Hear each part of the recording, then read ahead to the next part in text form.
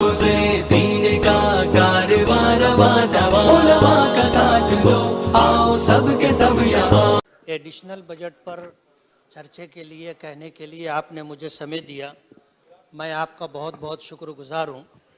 Home ministry से मुताल्लिक मुझे अपनी बात रखनी है।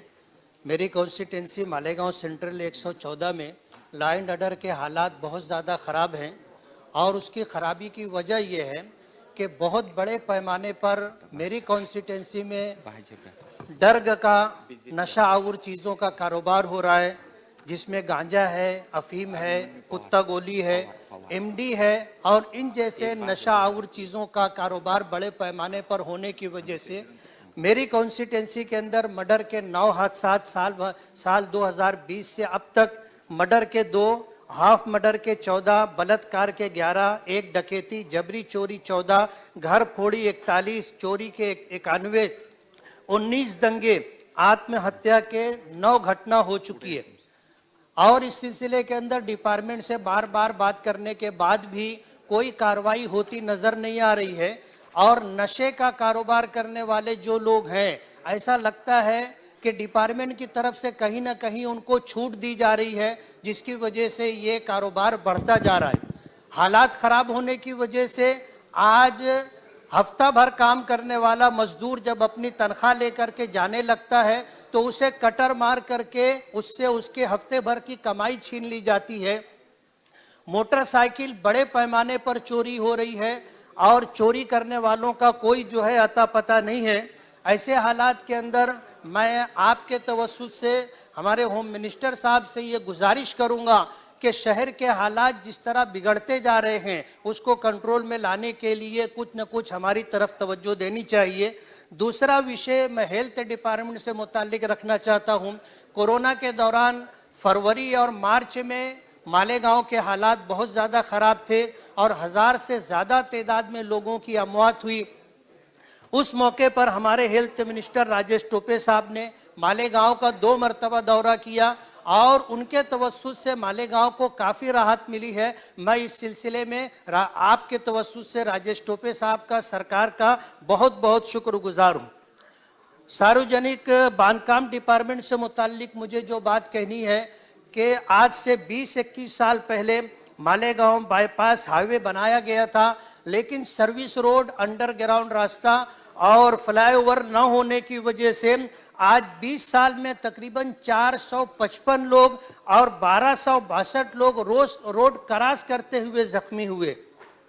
इस सिलसिले में आपके माध्यम से मेरी सरकार से ये गुजारिश है कि 20 साल का अरसा गुजर जाने के बाद भी सर्विस रोड नहीं है, अंडरग्राउंड रास्तों की सहूलत नहीं है और जहां फ्लाईओवर होना चाहिए था वहां फ्लाईओवर नहीं है। उसकी वजह से 455 लोगों की मौत हो चुकी है।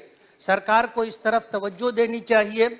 और इसी तरह जो है हेल्थ डिपार्टमेंट से मुताल्लिक मुझे जो बात कहनी है कि मालेगांव सार्वजनिक हॉस्पिटल के एरिए में महिला बाल रुग्णालय को सरकार ने मंजूरी दी है और 36 करोड़ रुपए का बजट मंजूर किया है।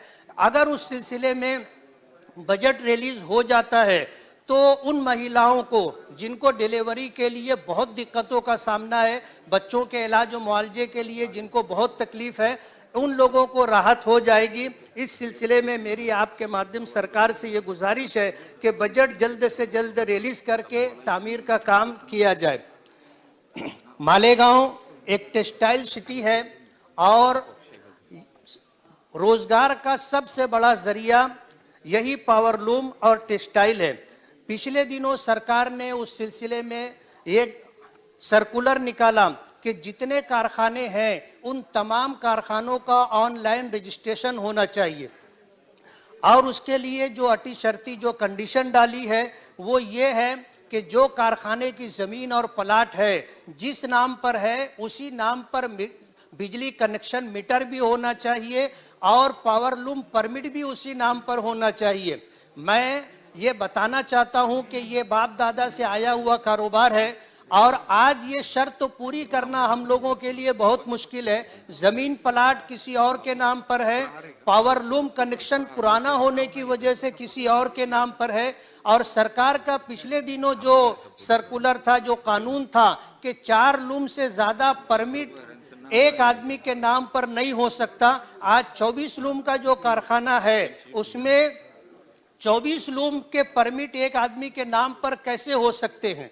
मेरी आपसे ये गुजारिश है कि ये इन शराइत को आसान किया जाए और बेहतर होगा कि रजिस्ट्रेशन के लिए जो सर्कुलर निकाला गया है उसे रद्द किया जाए।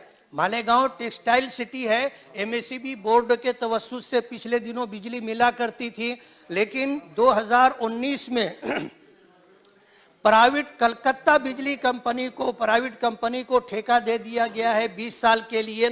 कंपनी ने लॉकडाउन के बाद फरवरी 2021 में ताबा लिया और ताबा लेने के बाद जो सहूलतें मिलनी चाहिए आज तक लोगों को सहूलतें मिली नहीं है। मेरी आपके माध्यम से गुजारिश है, नया बिजली कनेक्शन आसानी से मिलना चाहिए और इसी तरह 3 फेज का कनेक्शन मिलना चाहिए। और बिजली जो बार बार जो है कंडक्टर टूट जाता है और लॉकडाउन की वजह से जो हालात हैं इसके पेशे नज़र जो है कोई ना कोई सहूलत सरकार की तरफ से बिजली कंपनी को आदेश दे करके मिलनी चाहिए। आज इस मौके पर आपने मुझे कहने का मौका दिया, मैं आपका बहुत बहुत शुक्रगुजार हूं और ये उम्मीद करता हूं कि जो गुजारिशात मैंने की है उस पर अमल आवरी होगी और लोगों को जल्द से जल्द सहूलत मिलेगी। बहुत बहुत शुक्रिया। श्रीयुत